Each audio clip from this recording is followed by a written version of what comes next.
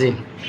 কোরআনে কিন্তু আসছে যে সালাত কায়েম করো, আকিমুস সালাত, সালাত প্রতিষ্ঠিত করো।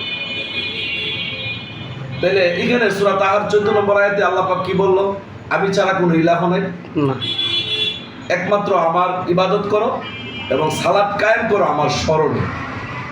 তো আমি জানতে চাই, অদেখা বস্তু কিন্তু স্মরণে হয় না। না। যেমন এটার একটা উদাহরণ দেওয়া যায় যে আমি কক্সবাজার গিয়েছিলাম, আয়সা যদি বর্ণনা করি তাহলে আমার বর্ণনার মধ্যে কোনো ভুল থাকবে না, আমি যা যা দেখেছি তাই তাই বলতে পারবো। কিন্তু কক্সবাজার আমি জীবনে কোনোদিন যাইনি। এই কক্সবাজারের বর্ণনা ইমান তোমার যদি দেয় তাহলে এটার মধ্যে কম বেশি হইতে পারে, কারণ আমার তো এটা অনুমান করে কথাবার্তা বলা। তো সুতরাং আল্লাহ পাক বলে দিলেন সালাত কায়েম করো আমার স্মরণে।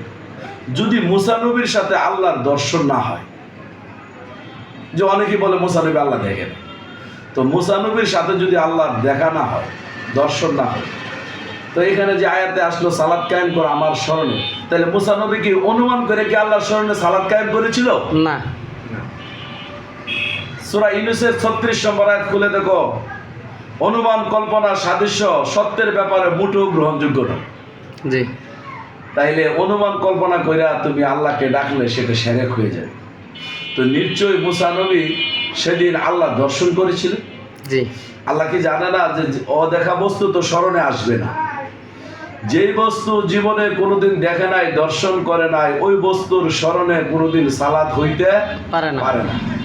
তাইলে নিশ্চিত সেদিন মুসা নবী আল্লাহ দর্শন করেছিল। তাহলে কিভাবে করেছিল? সূরা তাহার 10 নম্বর আয়াতে আসলো, মুসা নবী আগুন পাওয়ার জন্য, আগুন নেওয়ার জন্য, পথের সন্ধান পাওয়ার জন্য অন্ধকারে সেই পাহাড়ের মধ্যে আগুন দেখতে পাই। 11 নম্বর আয়াতে আসলো, সে